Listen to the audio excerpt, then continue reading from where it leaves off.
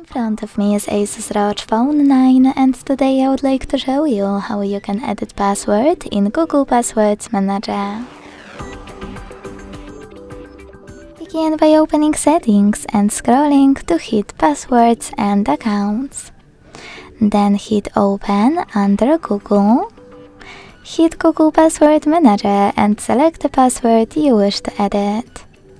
Enter your screen lock, hit Edit button and change whatever you want to.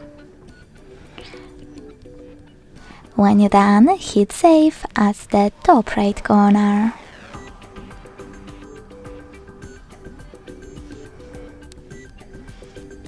Thanks so much for watching. If you enjoyed this video, don't forget to leave a like, comment and subscribe. Bye!